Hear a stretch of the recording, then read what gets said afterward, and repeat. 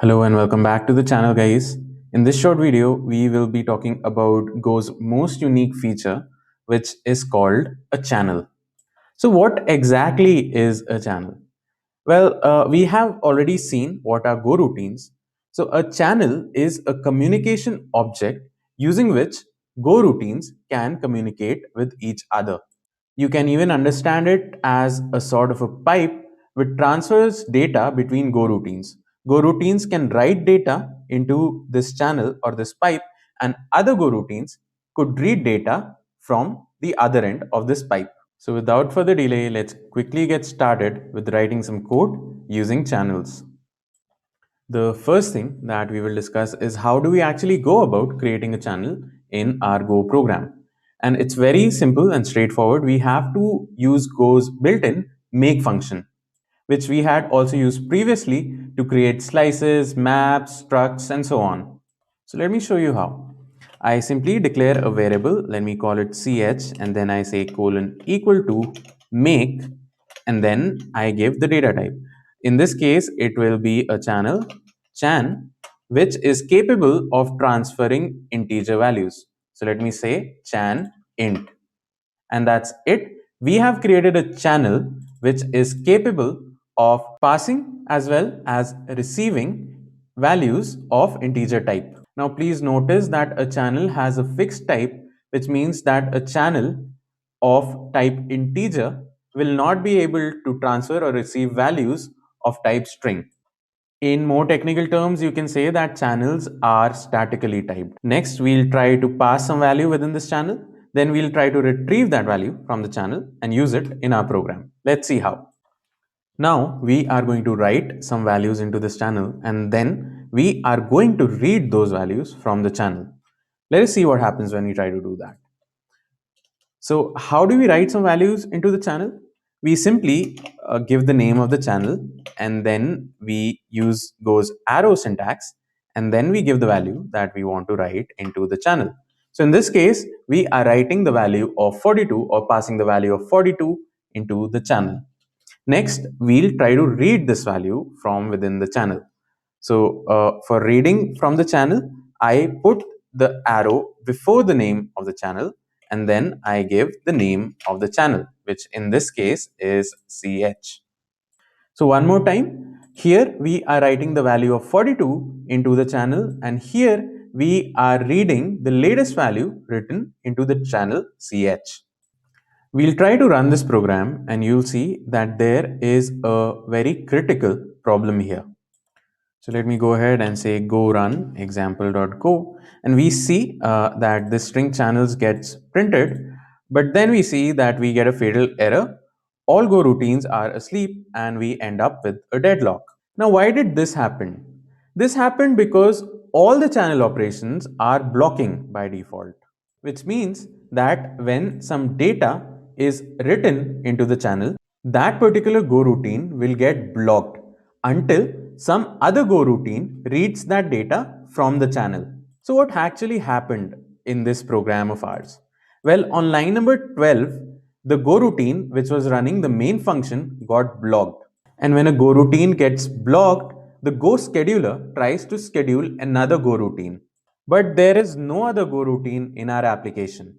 And the Go runtime is smart enough to see this situation and tells us that we have a fatal error, all Go routines are asleep, and we have caused a deadlock.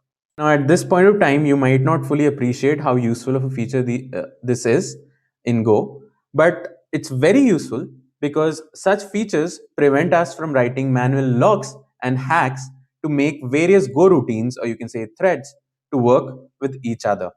So what do we actually need to do to make this program work? Well, the first thing would be that we would create another function whose job would be to read values from within the channel ch. From here, I can actually get rid of this, and instead I could trigger another Go routine, Go receiver, and pass the channel variable to this Go routine as well. And actually, this program will still not work. Let me try to show you. See, all Go routines are asleep because this Go routine is actually been blocked on line number 16, and this Go routine could not start till line number 16 is blocking our code.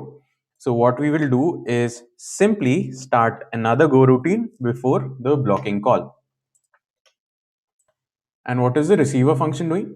Well, it is just reading a value from the channel CH which has been passed to it and printing that value. Notice that the channel CH is a shared resource with the main go routine as well as the receiver go routine. The main go routine is writing values within the channel CH and the receiver go routine is reading values from the channel CH. Let us try to run this program and see what happens. Alright, I actually forgot to save this. Let's try to run this now. And yes, we can see an output of 42. So what actually happened here? Well, the main go routine was running, it prints channels, then it creates a channel and starts one more go routine. Now this go routine will be blocked until it could read a value from the channel CH. At some point of time, the value of 42 will get written into the channel CH and the main go routine will get blocked. Once the main go routine is blocked, the go runtime will again schedule the receiver go routine, which now receives a value from the channel CH, prints it, and exits. After that, the main go routine is again scheduled, and the statement on line number 18 is no longer blocking because the value written into the channel has been read by another go routine, and the main go routine can also exit at this point of time. Now please notice how channels are giving us inbuilt synchronization without having to write logs and hacks to make these Go routines work together. Alright, let us try to augment this example by sending two values into the channel. You all know what will happen. It will deadlock because at this end, we are receiving only one value. So let's start reading the other value as well. Let's try to run this and it runs perfectly. Although one of our value doesn't get printed because the main function exits before the receiver function could actually finish. Let's go ahead and run this by introducing a sleep here. And yes, it runs perfectly fine. Now, I'd like to tell you how to close a channel. After we close a channel, we cannot send any data on that channel. So it's very simple to close a channel. We simply say close and then we give the name of the channel CH. I have kept this line here purposefully. Let's see what happens when we try to run this program. Well, our application panics because we send on a closed channel. Alright, so this is fine, but how will our other Go routine know that a channel has been closed and it need not wait on the channel to receive more values? Well, in this case, we can use Go's very common comma OK syntax. Let me show you how. So here, I'll firstly get rid of this and let me try to introduce a for loop. This is an infinite for loop and it will read values from the channel as long as we are sending values into the channel. I will declare a variable here. Let's call it I and I will set its value equal to the value being read from the channel. So I say arrow ch. Now along with this value, I also want to know if the channel is open or closed and that value will be received in the OK variable. Next, I will simply put a if condition here which will break my loop if the channel is closed by the sender. Should actually be I. Let me change that quickly and yeah. And down here we can simply get rid of this statement as well. So what are we doing in the receiver go routine? We are receiving values from the channel infinitely, and when we get to know that the channel has closed, we break from this infinite for loop. Otherwise, we keep printing the value that we receive from the channel CH. Let's try to run this small program and see what happens. Okay, so we had only sent one value in the channel, which is 42, which gets printed here. We see a 42 and a true. The next time we see a value of 0, which is the 0 value for an integer, and we see that OK gets a value of false. And here we see that our loop breaks and the go routine exits. Let's try to send some more values through to the channel. 42, 43, 44, 45. Let's try to run this and see what happens. Well, yes, we receive all the values in the other go routine 42, 43, 44, 45, and after that, the loop exits. Now, you actually need not do so much of these things manually. Let me show you another way in which Go takes care of these things, and that is by making use of the for range loop on the channel. For that, I'll get rid of all of this code and I will write a for range loop here. So for, we use a variable here, let's call it val colon equal to range on the channel ch. Within the for range loop, I will simply print the value of the variable val, and well, that's it. This for range loop will continue to read values from the channel ch until and unless the channel is closed. And when the channel is closed, this loop will break and this go routine would exit. Let me in fact add a print statement saying that channel has been closed by sender. When I try to run this, well, we see that all of these four values are received by the receiver through the channel CH, and then the channel is closed by the sender. Cool, isn't it? The next thing that we'll see is that channels are actually bidirectional. Till now, the main function has been writing all of the values into the channel CH, and the receiver has been only reading the values from the channel. Now we will do quite the opposite. I'll get rid of this for loop, and instead of reading all the values, I will simply read one value and print it. So let's say read from the channel and print this value. Here I will only send one value. Next, I would like to send a value from here. Let's make it 12342, and here I would like to receive a value from the channel ch.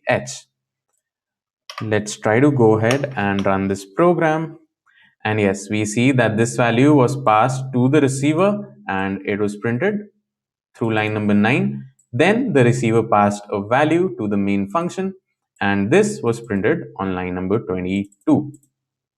And in this way, we saw that our channels are actually bidirectional. But sometimes we might want to restrict our channels and want to make them unidirectional. Let's say in case of this example, we want the receiver to only be able to receive values over the channel CH and not be able to send values over the channel CH. Now it's much more simpler than you might even think. The only thing we have to do is put an arrow before the chan keyword here. Which means to say that operations such as these, which are receiving values from the channel, are valid for the channel CH, but operations such as these, which are sending values over the channel CH, are not valid operations. So what happens when I try to run this program? Well, I see that I get an error on line number 10, invalid operation, send to receive only type channel. So the Go compiler is trying to tell us that this operation is totally invalid and cannot be performed. So let's comment this out. Let us comment out this as well. Let's try to go ahead and run this program and everything runs perfectly. Now suppose we wanted this to be a send only channel. Let me replicate this function and let's call this one sender. Now the job of sender is not to read from the channel but to send values in the channel. And so this arrow will be placed after the chan keyword, signifying that such kinds of operation are valid for the channel ch. Down below in the main function, I would actually create a go routine using sender this time. And instead of sending a value, I would like to receive a value over the channel ch. Let me go ahead and try to run this example. And yes, I received this value over the channel ch. What happens if we try to receive a value rather than sending the value over the channel ch in the sender function? Well, we again get an error received from send only channel. So this is how you can make your channels act as unidirectional channels in which only one of the operation, send or receive, would be valid. I did a very quick code cleanup and we are back at our initial deadlock situation. Let's try to run this program And yes, we see that we have a deadlock. Now, the next concept I want to demonstrate is that of a buffered channel. This make function can take two arguments. The first is the type and the other is the size or the capacity of the channel. So now we have a channel that can actually store two values. So actually go ahead and run the same program. We see that the call on line number 19 is no longer a blocking call, since this channel now has a capacity of holding two values at any interval of time. So what happens when I write one more value here, 1, 2 and 3. Remember that this value will be consumed here and then the buffer will be holding these values 2 and 3. Let's go ahead and run this. Well, our program runs normally and the values of 2 and 3 are still lying in the buffer. Let's add a fourth value here. Now this should overflow the capacity of the buffer, and this will again lead us into a deadlock situation. So this shows us that a goroutine is blocked when the buffer of a buffered channel is full and we try to write more values into that channel.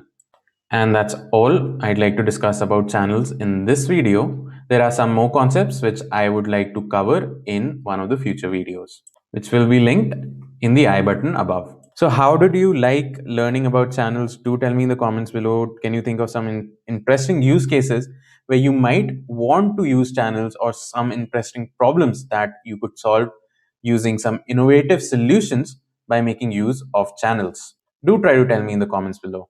If you found the content of the video helpful, please do hit the like button. If you find the content of my channel helpful, please do click subscribe. You can hit the bell icon to never miss any new updates. And like always, thanks a lot for watching, and I'll see you very soon in a brand new tutorial.